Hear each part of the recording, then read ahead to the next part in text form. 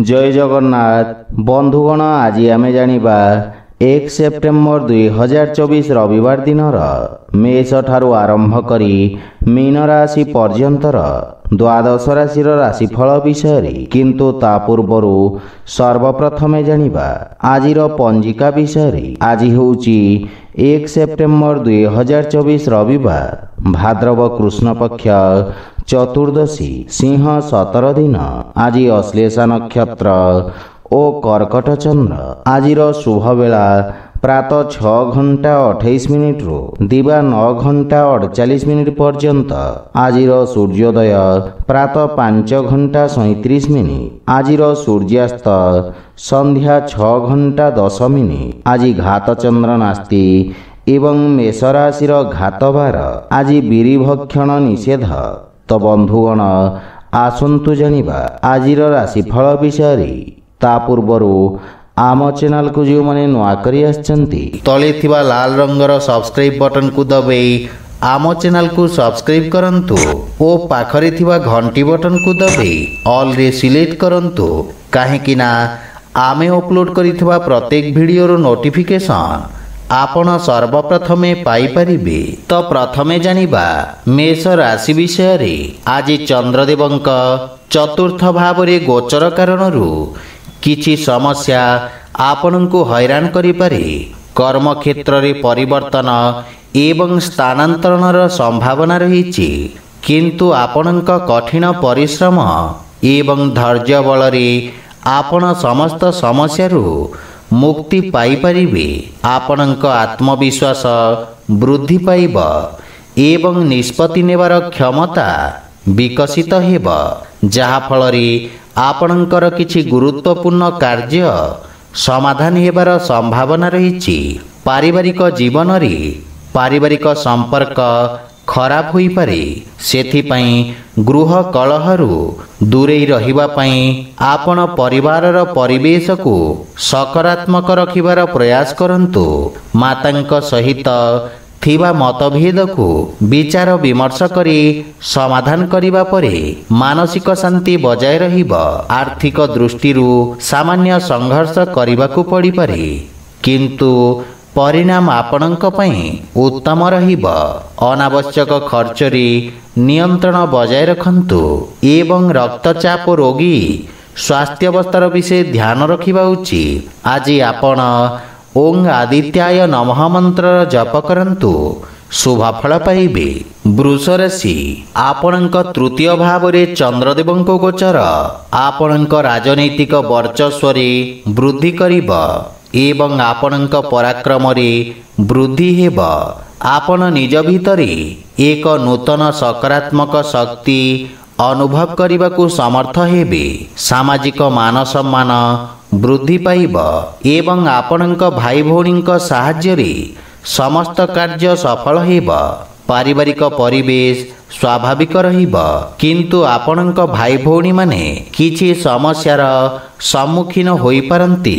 ससुर घर पक्षरु किछि वाद विवाद ओ मनमालिन्यर संभावना रहिछि सेथि पई बुझी विचारी कथबार्ता करंतु।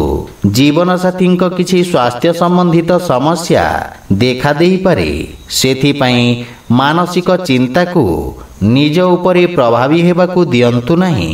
आर्थिक स्थिति उत्तम अनुकूल रहिछि एवं कोनोसी प्रकार गुप्त मार्ग माध्यम रे धन प्राप्तिर संभावना रहिछि किंतु स्वास्थ्य अवस्था रे अनियमित रक्तचाप जनित समस्या देखा देई पारे सेथि पई स्वास्थ्य को अणदेखा करंतु नहीं। आज आपण भगवान कृष्ण को तुलसी दल अर्पण करंतु शुभ फल पाइबे। मिथुन राशि आपणଙ୍କ द्वितीय भाव रे चंद्रदेवଙ୍କ गोचर आपणଙ୍କ साथी मानଙ୍କ सहित संपर्क रे किछि तिक्तता आनी पारे किंतु वाणिज्य व्यवसाय दृष्टिरू दिनटी उत्तम लाभदायक रहिब। आपण कार्य क्षेत्र रे उत्तम सफलता प्राप्त करिबे। रोजगार बा नियुक्ति क्षेत्र रे पदोन्नतिर संभावना रहिछि। जे कोनोसी कार्य रे यात्रा करिबा आपणଙ୍କ ପାଇଁ लाभदायक प्रमाणित हेब किंतु पारिवारिक जीवन रे जीवन साथी किछि कथा आपणଙ୍କୁ कष्ट देब କିନ୍ତୁ ପିତାଙ୍କ ପୂର୍ଣ୍ଣ ସହଯୋଗ ଓ ମାର୍ଗଦର୍ଶନ ଆପଣଙ୍କୁ ଲାଭ ପ୍ରଦାନ କରିବ। ମାତା ଓ ଜୀବନସାଥୀଙ୍କ ମଧ୍ୟରେ କିଛି ବିବାଦର ସମ୍ଭାବନା ରହିଛି, ଯାହା ପାରିବାରିକ କନ୍ଦଳ ସୃଷ୍ଟି କରିପାରେ। ପ୍ରେମ ସମ୍ବନ୍ଧରେ ପ୍ରଗାଢ଼ତା ଆସିବ। ଆର୍ଥିକ ସ୍ଥିତି କ୍ଷେତ୍ରରେ ଆଂଶିକ ଧନଲାଭ ବା ସମ୍ପତ୍ତିରୁ ଆପଣ ଲାଭବାନ ହେବେ। ସ୍ୱାସ୍ଥ୍ୟାବସ୍ଥା ଉତ୍ତମ ଅନୁକୂଳ ରହିଛି ଏବଂ ଆପଣ ରୋଗରୁ ମୁକ୍ତି ପାଇବେ। ଆଜି ଆପଣ ସୂର୍ଯ୍ୟଦେବଙ୍କୁ ସିନ୍ଦୁର ମିଶ୍ରିତ ଜଳ ଅର୍ପଣ କରନ୍ତୁ, ଶୁଭଫଳ ପାଇବେ। କର୍କଟ ରାଶି, ଆଜି ଆପଣଙ୍କ ପୂର୍ବରୁ ଲାଗି ରହିଥିବା ମାନସିକ ଚାପ ବା ସମସ୍ୟାରୁ ମୁକ୍ତି ମିଳିବ ତଥା ଆପଣଙ୍କ ସ୍ୱଭାବରେ ସକାରାତ୍ମକ ପରିବର୍ତ୍ତନ ଆସିବ ଏବଂ ଆପଣଙ୍କ ପ୍ରଭାବ କ୍ଷେତ୍ରରେ ବୃଦ୍ଧି ହେବ। ଆପଣଙ୍କ ଅଟକି ରହିଥିବା କାର୍ଯ୍ୟରେ ପ୍ରଗତି ଆସିବ। ଶିକ୍ଷା କ୍ଷେତ୍ରରେ କାର୍ଯ୍ୟରତ ବ୍ୟକ୍ତିଙ୍କ ପାଇଁ ସମୟ ଅତ୍ୟନ୍ତ ଶୁଭ ରହିଛି ତଥା ଛାତ୍ରଛାତ୍ରୀମାନଙ୍କୁ ଭବିଷ୍ୟତ ସମ୍ବନ୍ଧିତ ସମସ୍ୟାର ସମାଧାନ ମିଳିବ। ମାତୃଳ ଘର ପକ୍ଷରୁ ସମ୍ବନ୍ଧରେ ପ୍ରଗାଢ଼ତା ଆସିବ ଏବଂ ପରିବାରର ଛୋଟ ସଦସ୍ୟଙ୍କ ସହିତ ଆପଣ ଉତ୍ତମ ସମୟ ବ୍ୟତୀତ କରିବେ। ଭାଇ ଭଉଣୀଙ୍କ ପୂର୍ଣ୍ଣ ସହଯୋଗ ମିଳିବ। ବିଦେଶ ସମ୍ବନ୍ଧିତ କୌଣସି ସୁଖଦ ସମାଚାର ପାଇ ମନରେ ପ୍ରସନ୍ନତା ଅନୁଭବ କରିବେ। ପ୍ରେମ ଜୀବନରେ କିଛି ଆନନ୍ଦଦାୟକ ସମୟ ବ୍ୟତୀତ କରିବେ ତଥା ଆର୍ଥିକ ସ୍ଥିତି ଆହୁରି ସୁଦୃଢ଼ ହେବାକୁ ଲାଗିବ ଏବଂ ଆୟର ନୂଆ ସ୍ରୋତର ନିର୍ମାଣ ହେବ ଏବଂ ପୂର୍ବରୁ ଲାଗି ରହିଥିବା ସ୍ୱାସ୍ଥ୍ୟ ସମସ୍ୟାରୁ ମୁକ୍ତି ମିଳିବ। ଆଜି ଆପଣ ସୂର୍ଯ୍ୟଦେବଙ୍କୁ ଜଳ ଅର୍ପଣ କରନ୍ତୁ, ଶୁଭଫଳ ପାଇବେ। ସିଂହ ରାଶି, ଆଜି ଆପଣଙ୍କ ଦ୍ୱାଦଶ ଭାବରେ ଚନ୍ଦ୍ରଦେବଙ୍କ ଗୋଚର ଆପଣଙ୍କୁ ମାନସିକ ଚିନ୍ତାଗ୍ରସ୍ତ କରିବ। ଛୋଟ ଛୋଟ କଥାକୁ ନେଇ ଆପଣଙ୍କ ସ୍ୱଭାବରେ ତିକ୍ତତା ତଥା ବିରକ୍ତିର ସମାବେଶ ହେବ। କିଛି ଅପ୍ରିୟ ସ୍ଥିତି ଉତ୍ପନ୍ନ ହୋଇପାରେ, ଯାହା ବ୍ୟବସାୟରେ କିଛି କ୍ଷତିର ଯୋଗ ଉତ୍ପନ୍ନ କରିବ। ରୋଜଗାର କ୍ଷେତ୍ରରେ ପରିବର୍ତ୍ତନ ପାଇଁ ସମୟ ଶୁଭ ନୁହେଁ। ପିତାଙ୍କ ସହିତ କୌଣସି ବିଷୟକୁ ନେଇ ବାଦ ବିବାଦର ସମ୍ଭାବନା ରହିଛି। ଆକସ୍ମିକ ଖର୍ଚ୍ଚ କାରଣରୁ ପାରିବାରିକ ସ୍ଥିତି କଳହପୂର୍ଣ୍ଣ ରହିବ ଏବଂ କୌଣସି ପ୍ରକାର ଅର୍ଥ ଦେବା ନେବାରୁ ଆପଣଙ୍କୁ ଦୂରେଇ ରହିବା ଉଚିତ, ଅନ୍ୟଥା କ୍ଷତିର ସମ୍ଭାବନା ରହିଛି। କିନ୍ତୁ ଭାଇମାନଙ୍କ ସହଯୋଗରୁ ଆପଣ ସମସ୍ତ ସମସ୍ୟାରୁ ମୁକ୍ତି ପାଇବାରେ ସହାୟତା ମିଳିବ ଏବଂ ପ୍ରେମ ଜୀବନ ଆପଣଙ୍କୁ ମାନସିକ ଶାନ୍ତି ପ୍ରଦାନ କରିବ। ଆର୍ଥିକ ସ୍ଥିତି ସାମାନ୍ୟ ସଂଘର୍ଷପୂର୍ଣ୍ଣ ରହିବ। କୌଣସି ପ୍ରକାର ନିବେଶ ତଥା ସମ୍ପତ୍ତି କ୍ରୟ ବିକ୍ରୟରୁ ଆପଣ ଦୂରେଇ ରୁହନ୍ତୁ ଅଥବା କିଛି ସମୟ ପର୍ଯ୍ୟନ୍ତ ଟାଳି ଦିଅନ୍ତୁ। ସ୍ୱାସ୍ଥ୍ୟାବସ୍ଥାର ବିଶେଷ ଧ୍ୟାନ ରଖନ୍ତୁ। ଆଜି ଆପଣ ଅସହାୟ ବ୍ୟକ୍ତିଙ୍କୁ ବସ୍ତ୍ର ତଥା ଔଷଧ ଦାନ କରନ୍ତୁ, ଶୁଭଫଳ ପାଇବେ। କନ୍ୟା ରାଶି, ଆଜି ଆପଣ ବ୍ୟବସାୟ କ୍ଷେତ୍ରରେ ପୂର୍ବରୁ କରାଯାଇଥିବା ପରିଶ୍ରମର ସୁଖଦ ପରିଣାମ ପାଇପାରିବେ। କୌଣସି ବାଦ ବିବାଦର ନିର୍ଣ୍ଣୟ ଆପଣଙ୍କ ସପକ୍ଷରେ ଆସିବ। ସରକାରୀ କ୍ଷେତ୍ରରେ ଜଡ଼ିତ ବ୍ୟବସାୟୀମାନଙ୍କୁ ଲାଭ ମିଳିବ ଏବଂ ଚାକିରି କ୍ଷେତ୍ରରେ ପଦୋନ୍ନତି ତଥା ବେତନ ବୃଦ୍ଧିର ଯୋଗ ରହିଛି। ପାରିବାରିକ ବାତାବରଣ ସୁଖଦ ହେବ। ଛୋଟ ବାଳକମାନଙ୍କ ସହିତ ଉତ୍ତମ ସମୟ ବ୍ୟତୀତ କରିବେ ଏବଂ କାର୍ଯ୍ୟ ବ୍ୟସ୍ତତାରେ ଦିନଟି ବ୍ୟତୀତ କରିବେ। କିନ୍ତୁ ଜୀବନସାଥୀଙ୍କ ସହିତ କୌଣସି କଥାକୁ ନେଇ ମନମତାନ୍ତର ଦେଖାଦେଇପାରେ, ସେଥିପାଇଁ ଅହଙ୍କାରରୁ ଦୂରେଇ ରୁହନ୍ତୁ। ମାତାଙ୍କ ପୂର୍ଣ୍ଣ ସହଯୋଗ ପ୍ରାପ୍ତି ହେବ। ପ୍ରେମ ଜୀବନରେ ନୂତନ ଊର୍ଜାର ସଞ୍ଚାର ହେବ। ଆର୍ଥିକ ସ୍ଥିତି ପୂର୍ବ ଅପେକ୍ଷା ଆହୁରି ଉତ୍ତମ ହେବାକୁ ଲାଗିବ।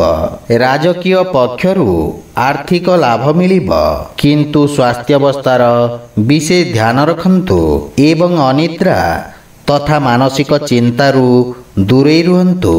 ଆଜି ଆପଣ ଗୋମାତାଙ୍କୁ ଖାଇବାକୁ ଦିଅନ୍ତୁ, ଶୁଭଫଳ ପାଇବେ। ତୁଳ ରାଶି, ଆପଣଙ୍କ ରାଶି ସ୍ଥାନରୁ ଦଶମ ଭାବରେ ଚନ୍ଦ୍ରଦେବଙ୍କ ଗୋଚର ବ୍ୟବସାୟିକ କ୍ଷେତ୍ରରେ କାର୍ଯ୍ୟରେ ପ୍ରଗତି ପ୍ରଦାନ କରିବ। ବ୍ୟାପାରରେ ଆପଣଙ୍କ ଦ୍ୱାରା କରାଯାଇଥିବା ପରିବର୍ତ୍ତନ ଶ୍ରେଷ୍ଠ ଲାଭଦାୟକ ରହିବ। ରାଜକୀୟ ପକ୍ଷରେ ଜଡ଼ିତ ବ୍ୟକ୍ତିଙ୍କ ଜୀବନରେ ବ୍ୟସ୍ତତା ଲାଗି ରହିବ ତଥା ଲାଭର ଉତ୍ତମ ଯୋଗ ରହିଛି। ବିଦ୍ୟାର୍ଥୀମାନେ ପରିଶ୍ରମର ଉତ୍ତମ ଫଳ ପ୍ରାପ୍ତ କରିବେ। ନିଜ ଶକ୍ତି ବା ଧୈର୍ଯ୍ୟରେ ସମସ୍ତ ବାଧାବିଘ୍ନରେ ବିଜୟ ପ୍ରାପ୍ତ କରିବେ, କିନ୍ତୁ ଅତି ଆତ୍ମବିଶ୍ୱାସରୁ ଦୂରେଇ ରୁହନ୍ତୁ।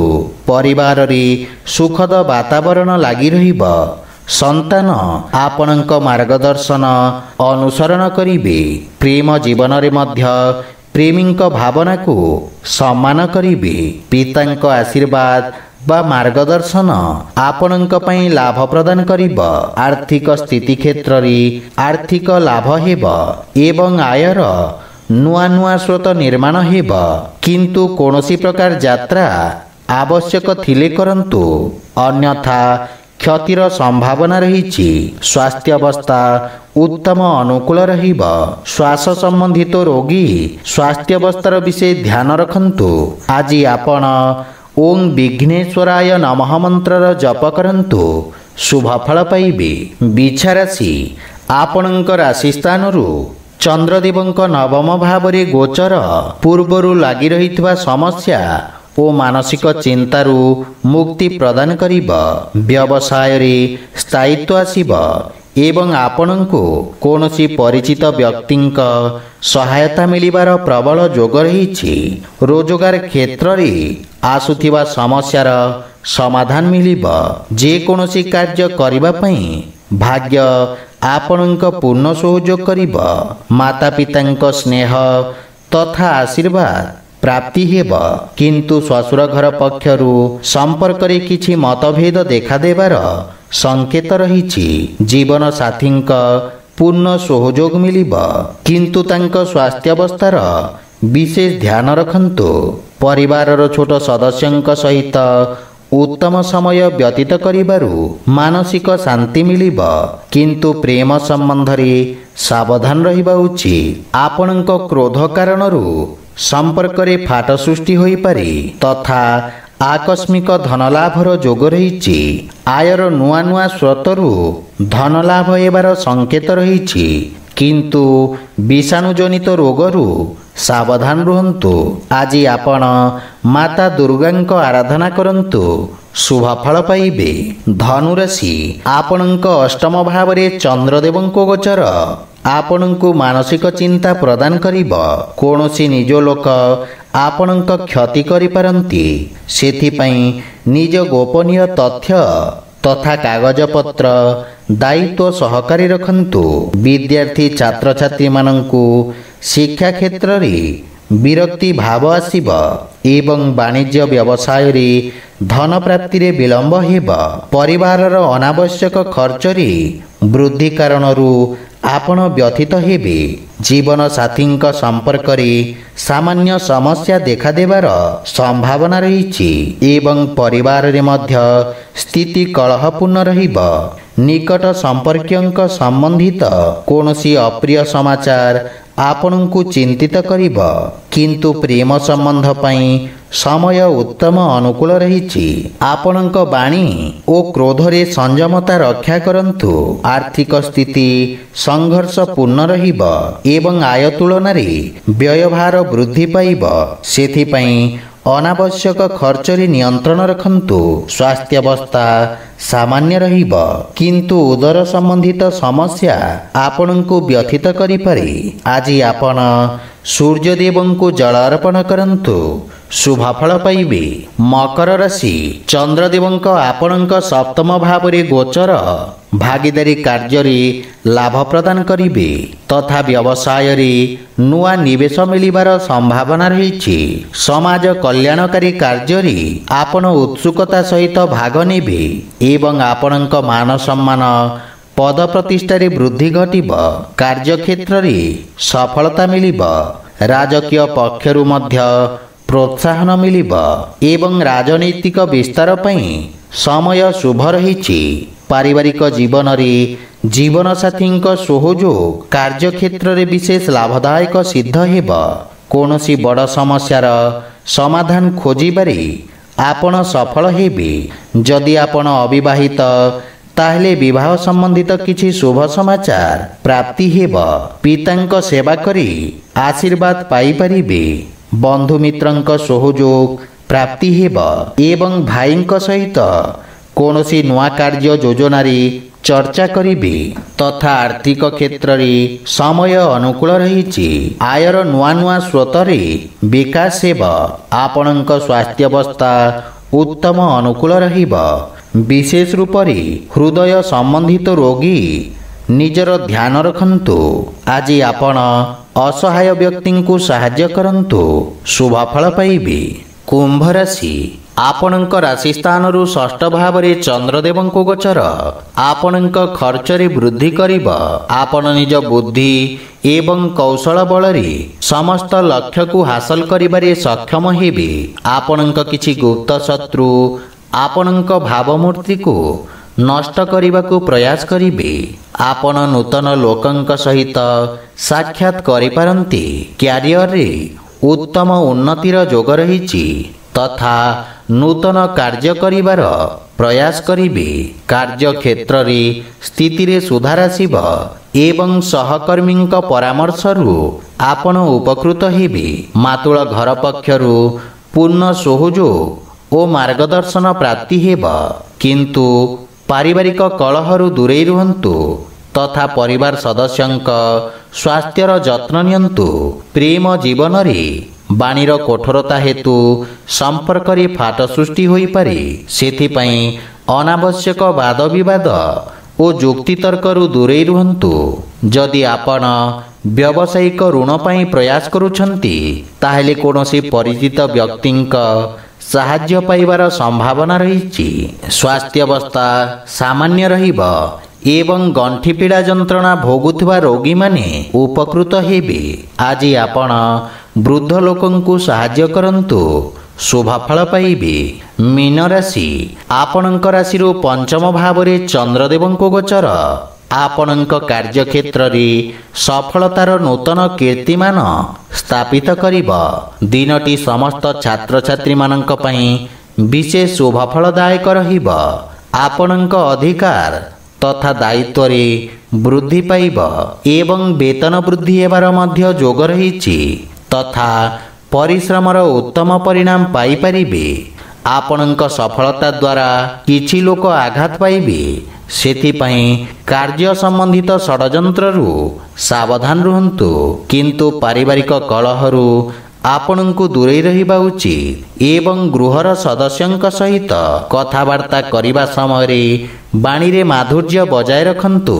ପ୍ରେମ ଜୀବନରେ ବାଣୀର କଠୋରତା ହେତୁ ସମ୍ପର୍କରେ ଫାଟ ସୃଷ୍ଟି ହୋଇପାରେ। ସେଥିପାଇଁ ଯୁକ୍ତିତର୍କ ଓ ବାଦ ବିବାଦରୁ ଦୂରେଇ ରୁହନ୍ତୁ। ଆର୍ଥିକ ସ୍ଥିତି କ୍ଷେତ୍ରରେ ଆକସ୍ମିକ ଧନଲାଭର ଯୋଗ ରହିଛି ଏବଂ ଆର୍ଥିକ ସ୍ଥିତିରେ ସୁଧାର ଆସିବ। କାର୍ଯ୍ୟ ବ୍ୟସ୍ତତା ମଧ୍ୟରେ ସ୍ୱାସ୍ଥ୍ୟାବସ୍ଥାର ବିଶେଷ ଧ୍ୟାନ ରଖନ୍ତୁ। ଖାଦ୍ୟ ଏବଂ ବିଶ୍ରାମର ସମ୍ପୂର୍ଣ୍ଣ ଯତ୍ନ ନିଅନ୍ତୁ। ଆଜି ଆପଣ ପକ୍ଷୀଙ୍କୁ ଦାନା ଖାଇବାକୁ ଦିଅନ୍ତୁ, ଶୁଭ ଫଳ ପାଇବେ। ତ ବନ୍ଧୁଗଣ, ଏହା ଥିଲା ଆଜିର ଦ୍ୱାଦଶ ରାଶିର ରାଶିଫଳ ବିଷୟରେ। ଯଦି ଭିଡ଼ିଓଟି ଆପଣମାନଙ୍କୁ ଭଲ ଲାଗିଥାଏ ଲାଇକ୍, ସେୟାର ଓ କମେଣ୍ଟ କରି ଜଣାନ୍ତୁ ଏବଂ ଏହିପରି ନିତିଦିନ ନିଜ ରାଶିଫଳ ବିଷୟରେ ଜାଣିବା ପାଇଁ ଆମ ଚ୍ୟାନେଲକୁ ସବସ୍କ୍ରାଇବ୍ କରନ୍ତୁ ଓ ପାଖରେ ଥିବା ଘଣ୍ଟି ବଟନକୁ ଦବାଇ ଅଲ୍ରେ ସିଲେକ୍ଟ କରନ୍ତୁ। ଜୟ ଜଗନ୍ନାଥ।